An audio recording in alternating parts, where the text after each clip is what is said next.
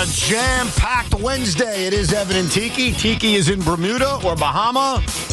Wherever he is, he's having a damn good time. He'll be back in just a couple of days. We have a lot to get to today. The New York Mets have signed yet another former New York Yankee. Aaron Glenn's job may not be as safe as we think. We will name that 24-hour sequence where the Mets lost both Edwin Diaz and Pete Alonso a little bit later on. A lot of football, a lot of Yankees. And Boomer Esiason responds to Shaun Morash's strong opinion that Henrik Lundqvist is better than Marty Brodeur. And we'll get to the banner, and we'll get to what the cup means, and we'll get to Josh Hart poking Jaylen Brunson in an inappropriate area after they won last night. But jokes aside, I want to be real for a second. No making fun, no being a jackass, no mocking. The New York Knicks are really good. And I think we knew that coming into the season, but I think sometimes you need to sit back and watch them. And they have now played 25 or 26 games, however you want to define it. They are 18-7. They won the NBA Cup last night in impressive fashion against a really deep, good young team in the San Antonio Spurs. And I can say this, the New York Knicks legitimately can win an NBA championship.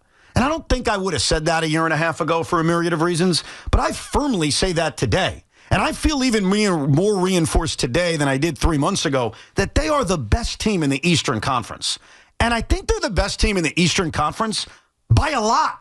And I think they're that for a myriad of reasons. Their ability to destroy you on the offensive glass has no bounds. The San Antonio Spurs are the best defensive rebounding team in the league.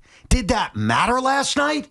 This head coach has shown you something Tom Thibodeau would never do. If Tyler Kolek is playing well, he's going to ride him. If Jordan Clarkson is playing well, he's going to ride him. Mitchell Robinson, same thing. But ultimately, and this can't necessarily be defined by a stat, but you can know it by the eye test. Jaylen Brunson's better today than he even was a year ago. Yeah. And when you put it all together in one tight bowl, we could debate the cup and the banners and all the distractions. But here are the facts, and Tommy knows this. This is coming from someone who is pained to admit it. The New York Knicks legitimately can win an NBA championship. And if you didn't think it 3 months ago, it's about time you acknowledge it. Yeah, look, you said the word, they're a good team. They're the best team in the East. I think above anything else, what you highlighted there is so true and was really paramount last night in a game that ended up being a lot of fun and a game that you could tell meant a lot in terms of the competitive sweepstakes. But, like, they're a much better version, not just a better version than the last couple of years. And I think last night was a reminder. The Knicks actually had a really good offseason, starting with bringing Mike Brown in for all those reasons you said. He will ride the hot hands. Jordan Clarkson is a difference maker off the bench. Kolek, as you mentioned, and whoever the hot hand is, they're going to play. And look, when you look at the Knicks teams and how they ended up having that war of attrition catch up with them the last couple of years, it also was a matter of a team game planning in a 7-game series and saying, we know they're basically going to play 6 guys at us. How do we match up with them? And now the constant minutes and the different waves in which they throw guys at you keeps guys like Jaylen Brunson at times a little fresher too. They are just molded in a much different way, in a much deeper way, and that is the kind of basketball team, and you look at the way the Thunder play with how deep their bench is, that will allow you to get through these rounds in the postseason without feeling like you're hampered by an injury or feeling like you're going to run guys into the ground. And I think that was the biggest difference last night, as everybody really, really was locked in on the Knicks and paying attention to the difference in this roster and the difference in Mike Brown, and it's paramount. Do you think Tom Thibodeau plays Tyler Kolek big minutes in the fourth quarter? No. And I don't mean to knock Tom Thibodeau, but we are seeing the differences, and we're seeing why this move needed to be made. And here's the other thing, and it's very funny that we're having this discussion, because I remember back in March when talking about the Yankees, I would say to Shaun over and over again, listen, you guys are as good as any team in the American League. And you would take it as a demeaning of the league, in which I said, well, look at everybody else. It's about your competition. And you would always bring up the Dodgers. And I would tell you, don't worry about the Dodgers. If you can get to a World Series, the Dodgers could be picked off. They may be hit by injuries. You don't know. You just have to worry about your league. The reason I bring that up is for all the Knicks fans out there who say, Evan, those are nice things that you're saying, but the Thunder. The Oklahoma City Thunder and the San Antonio Spurs and any Western Conference team you want to bring up, but obviously it's the Thunder, they don't mean anything right now. It is about getting out of the East and reevaluating things in June. Right. And giving yourself the chance, the puncher's chance, yes, against a team in Oklahoma City that is better than the New York Knicks. And quite frankly, that is the only team in the NBA I can definitively tell you is better than the New York Knicks. The Thunder. That's it. That's the list. We can debate Denver. We can debate San Antonio, who's only getting better and better. But that's it. So you're right. I feel similar to what we talked about with the Yankees, and we'll get into the competition in the Eastern Conference because this is a big part of it. Just get to the finals and take your puncher's chance against, yes, an Oklahoma City team that may be historic. But outside of that, I ain't scared if I'm a Knicks fan of any of these other teams. Yeah. You've got the star power. You have the bench. You have now the experienced head coach who's been there before. Yeah. Like, forget banners and cups. Forget it. It's all a distraction from the reality. This team legitimately going to an NBA championship. And resiliency. When you see what Wembanyama's doing to them last night, and just, I mean, that game could have escaped from them at that end of that third quarter. It never did. Dude, I thought it could have escaped them the first three quarters of the game. There were moments watching this game where I thought the Knicks should have been down by 15. Yeah. And they hung in there. And that's kind of the trick. Like, hang in there, and then in the fourth quarter, go to work, which is exactly what they did. Absolutely. And that was huge for them. But look, if you're worried about what I worried about with the Yankees and Dodgers, I do think the sport is a little different. Just ask Toronto Raptor fans what they would have said about this time that year when thinking about the Golden State Warriors and a dream of winning a finals. How'd that work out? Well, it was an injury. That's it. No, and I get that. And also, and I want to explain this to Jaylen Brunson, because I love Jaylen Brunson. I respect Jaylen Brunson. I don't know if I love him. You know what I mean?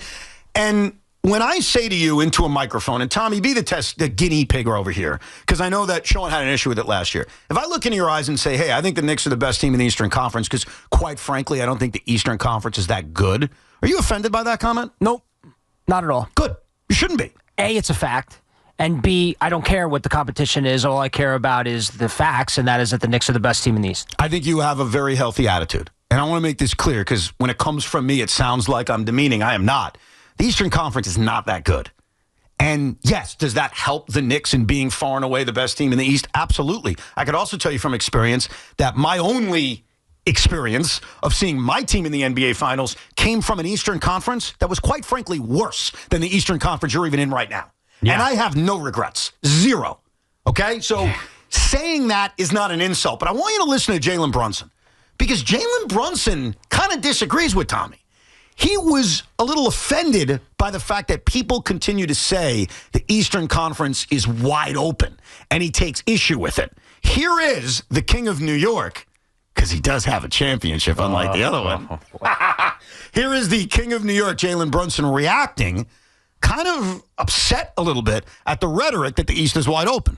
Yeah, the conversation about the East being wide open, I'm not a fan of that. I think there's too many great teams, great players, regardless of who's out, that are still competing. And so you don't take anyone lightly. You don't take anyone for granted. You go out there and do what you got to do every single night. And so the East is it's a lot better than people think, and it's a grind every night.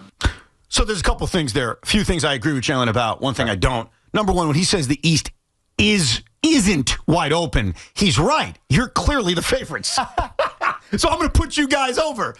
But it's not a great conference.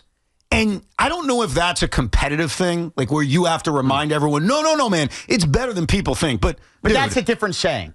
It is better than people think, but it doesn't make it a great conference. But it's not better than people think. It's not that good, and that's okay. Like, I don't understand why this has to be an offensive thing. Like, the Detroit Pistons are 21-5. I don't ignore their record. They are not that good, quite frankly. Okay. They're not as good as the Knicks.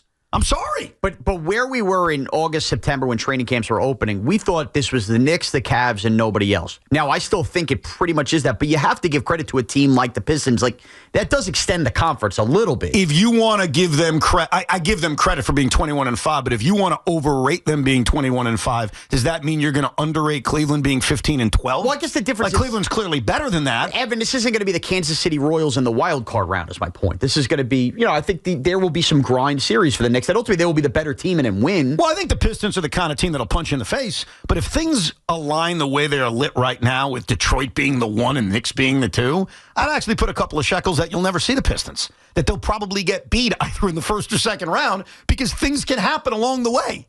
But look at the rest of this conference. Like, I like Toronto. I think Orlando is growing. Boston is still without Jason Tatum. Yes, the Sixers are getting glimpses of their old veterans looking like stars, but it's not that good of a conference. So I don't know if that's Jaylen Brunson trying to build up the competition the way Lou Holtz would when he would talk about Notre Dame playing Appalachian State. But there's nothing to be offended by when you say the East isn't that good.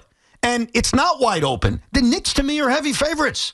They're a lot better than any of these teams in this conference. And sure, injuries could derail it. Weird things can happen. But assuming nothing major happens, you're the team to beat. And you're battle-tested. That's the other thing. Detroit had their first battle last year. They learned from you guys. Good for them. The Magic have had some battles, but nobody is as battle-tested as the New York Knicks, as Josh Hart, as Jaylen Brunson, as Karl Anthony Towns, as now Mikal Bridges. So when you factor that in too, and you factor in the experience that they have and the talent that they are heavy favorites to come out of the East, and nothing that's happened over the first 25 games should change anyone's view on that. Right. You also have a looming, does Tatum play in the playoffs with Boston? They would have that sandpaper on him too. I know that's way down the road. What do you mean? What do you mean? Sandpaper on them? Sandpaper means like you have the warts of playing in these playoffs years, battle tested. Yeah, no, I think the Celtics do, but you're still talking about someone coming off of such a major injury. I'm just this saying. Isn't a video game where we could just assume Jason Tatum is Jason Tatum. I understand. It's not a video game where somebody has a punctured lung and goes down forever. Yeah, that happened in my son's NBA 2K. That's just another lurking giant in there. I'm just showing you evidence that this conference isn't as easy as you think, but the Knicks should still prevail through it. What would scare you the most, Tommy? And the word scare is probably not the appropriate word. What team would you look at? And again, we're 26 games into the year. We have a lot of time. You haven't even played the Pistons yet, so we're going to see it. But is there a team that you look at and say, all right, they're going to give us the most trouble? Okay, so outside of the Knicks, I don't think there's a great team in the conference, but I do think every other team in the playoff picture right now is a good team. A lot of hard hat teams. It's the Celtics. They've lost a lot of key players, Horford, KP, Cornette, winners, so they're not as great as they once were, and we don't know what Tatum's going to be, but still playing the Boston Celtics with all that history with Tatum, with Brown, that would be the team that would give me the most, sleepless nights where, oh boy, this could be a tough series. Detroit maybe second. I'm going to throw something out there, because Evan said this about the Yankees a lot with Aaron Boone. I think the Knicks have to have the 1 seed. I think they have to have home court throughout. So far this year, they are dynamite at home, and they've been shaky on the road. Yeah. Shaky. Now, maybe that's just something in these first couple of months. Maybe it doesn't carry over the whole rest of the year, because I've talked to a lot of my friends who are like, I don't care if I'm the 3rd seed, the 4th seed. No. I smell blood. I smell the NBA Finals. I want the 1 seed. I want home court throughout. The Knicks have lost 1 game at home all year. No matter what the scenario is, they would have home court throughout. So, to me, that's a top priority. And I think that should be the goal here, is to get the 1 seed. It should definitely be the goal. Like, I'm not going to disagree with you about that. And you guys have been so good at Madison Square Garden that having that advantage going into the postseason would make you even stronger. But I don't look at it as, if they don't get it, my confidence would be hit. Because I think they've shown you, certainly in the postseason last year, they can win in your building. They can win in your building. Like, I'm not afraid of going to Detroit or Cleveland to win a big game 5 or a big game 7. Yeah. Like, that would not scare me. I get your point, though. Like, when push comes to shove, if you're 2 games back, right now they're 2.5 back at Detroit, do I want the 1 seed? Sure. I mean, coming to Madison Square Garden ain't easy either.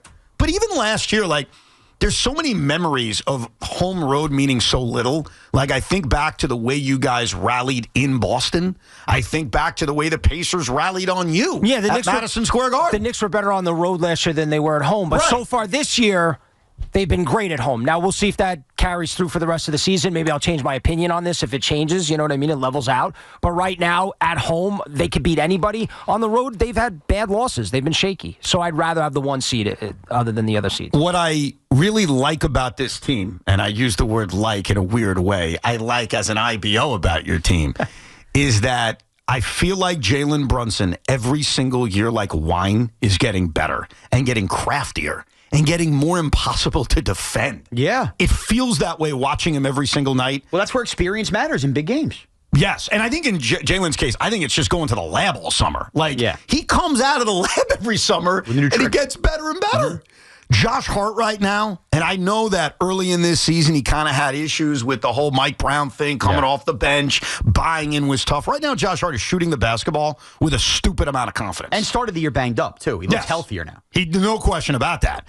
You've also got a bench now, and we didn't even see Deuce, who's out right now, and Landry Shaman, who's out right now, but a bench that's developing before your eyes. The mix of a veteran like Jordan Clarkson and Tyler Kolek, who's getting big minutes, and I thought played his best game as a pro yesterday. He did. And you have a head coach that I think is adaptable to what's happening around him.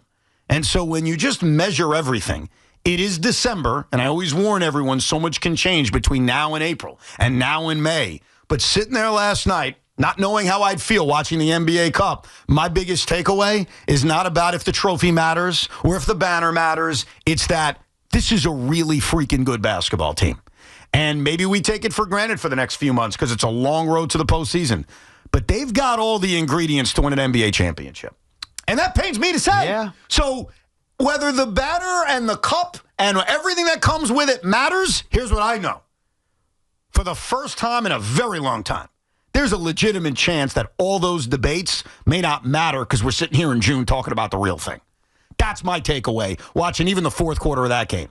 Now, the Spurs aren't the Thunder, but they're stiff competition. They are. And the New York Knicks look like the battle-tested, more veteran team, which they are, in taking that game away in the fourth quarter, and they got a legitimate chance to win it all.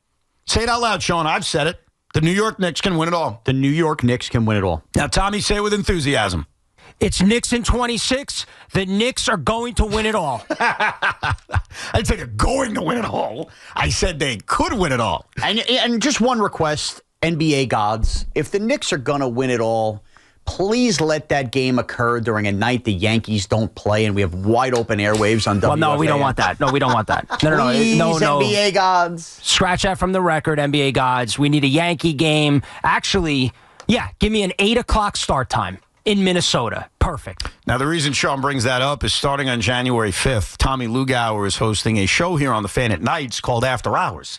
And if the Knicks are playing a postseason game and the Yankees are not playing a game, he's on the radio as the Knicks are playing. I look at that as a great opportunity. Loogie. You get to live watch an NBA Finals game. Tommy, Yeah. I'm going to regret doing this. If you don't once mention that this is the first time a cup has been won in New York since 1994 today, if you accept this, if the Knicks are playing for an NBA championship on an open night, I'll allow you to switch jobs with me, and you can immediately take over for me the moment they end and win, so you could be the first voice on after they win. So you would switch with me and I would work the middays? So you don't have to stress about watching that game while on the air. Well, I'm going to be at the game, too. Okay. So All right. that will be very helpful. As long to as me. you don't poke at the Rangers with that stupid I cup would line, never will do say that for you. anything like the Knicks or the team most recently to win a cup in Madison Square Garden. I would never say anything like if you look at the teams that played at the Garden who's won a cup in the last 10 years would be the Knicks. Too late. Which team at Madison Square Garden has won a cup in this century would be the Knicks. You're doing the Well, no, Jet I'm giving the Roberts when he wants examples. money. I'm out. I was just giving examples. So don't say any of those things. Nope. Okay. We'll get to your calls coming up, including how this should be celebrated and why Mike Brown claimed one thing last night about a banner, and information has come out today that contradicts it completely. Why did all that happen? We'll find out. Plus your calls at 888-808-1019. Live from the Town Fair Tire Studios, powered by Town Fair Tire. Nobody beats Town Fair Tire. Nobody.